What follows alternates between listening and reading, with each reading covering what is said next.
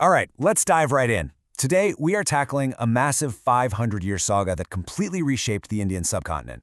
I mean, this is a story of incredible conquest, brilliant innovation, and eventually, total collapse. We're talking about two of the most powerful empires the world has ever seen. So yeah, let's get into it.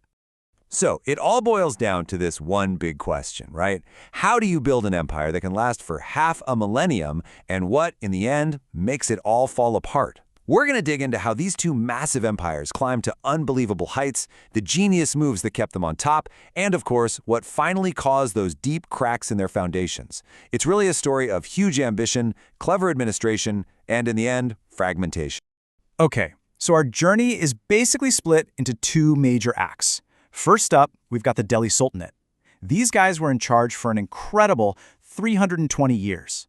Then we'll shift gears to its successor, the Mughal Empire, which picked up the torch and ran with it for another 181 years, really taking things to a whole new level. So where does a story like this even begin? Well, it all kicks off with a series of invasions. But look, these weren't your typical border raids for a bit of loot. No, this was a completely different ballgame. We're talking about organized invasions from Central Asia, with one goal in mind: permanent conquest. This was a deliberate plan to completely redraw the political map of North India forever. And if you want to pinpoint the exact moment everything changed, it's this. The year is 1192, and the event is the Second Battle of Taurain. Now, this was no ordinary clash of armies. This was the one, the decisive turning point that absolutely shattered the powerful confederation of Rajput kingdoms that had for a very long time dominated the north. The fallout from this single battle was, well, it was immense. Suddenly, the vast, super fertile Gangetic plains, we're talking the absolute heartland of North India, were wide open. It was like the door had been kicked off its hinges, just inviting a new power to stroll right in and take over. And sure enough, just over a decade later, in 1206, it's made official. Qutbuddin Aibak establishes the Delhi Sultanate. And this is it. This is the beginning of centralized Indo-Islamic rule in India. A brand new chapter had just started. But okay, winning battles is one thing. How do you actually build a new empire from the ground up? See, the Delhi Sultanate wasn't just about military victories. It was this huge, ambitious project of state building, of administration, of expansion, a project that would end up defining the subcontinent for centuries to come. Take the Khalji dynasty, for example. These guys really perfected the formula for power. Their ambition was just enormous. They wanted to push the Sultanate's borders way down, deep in the South India. Now, to do that, you need a huge professional army. And how do you pay for a huge army? Well, that's where their administrative genius came in. They completely overhauled the market and tax systems, all to squeeze out every last drop of revenue for the state. But, with grand ambition comes great risk. The Tughlaq dynasty, who came next, were, let's say, bold experimenters. I mean, they tried moving the capital hundreds of miles away. They even introduced a new token currency that wasn't backed by gold or silver. But all these attempts at super-centralizing power, they backfired big time.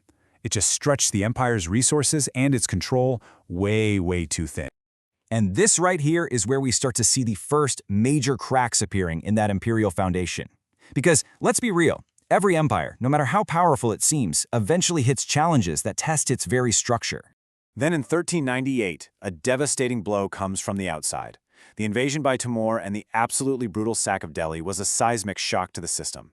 And it wasn't just about the buildings they destroyed, it completely shattered the idea that the Sultanate was invincible. It laid bare just how fragile that central authority had really become. So with Delhi's authority just shattered, the whole political map started to fracture. It's like a power vacuum. Powerful regional kingdoms popped up to fill the void. Down in the south, you had the mighty Vijayanagara Empire flexing its muscles. In the Deccan, the Bahmani Sultanate carved out a huge territory for itself. You could feel the power just draining away from the center. And the Sultanate's last couple of dynasties, the Sayyids and the Lodis, honestly, they were just a shadow of their former selves. They were so weakened by internal fighting and rival nobles that they were basically just trying to keep the lights on in Delhi, while the rest of the subcontinent had already moved on. And then, the final act. The year is 1526. The place? Another pivotal battle at Panipat. A new challenger, a guy named Babur, shows up from Central Asia, and he defeats the last sultan. And just like that, after 320 years, the Delhi Sultanate is officially over. But hold on, this isn't the end of the story. It's really just the start of Act Two, because from the ashes of the Sultanate, a new, even more magnificent empire was about to rise, the Mughals. So what was Babur's secret sauce? How did he pull this off? Well, he had a critical edge: technology. He brought new military tech to the battlefield. We're talking field cannons and firearms up against armies that were still relying on more traditional warfare. You combine that tech advantage with his Central Asian know-how for building dynasties, and you've got a recipe for success. See, he wasn't just there to conquer territory. He was there to found a legacy. But if Babur laid the foundation, it was his grandson Akbar who was the true architect of the Mughal state. The guy created a brilliant blueprint for an empire that could actually last. Let's break it down.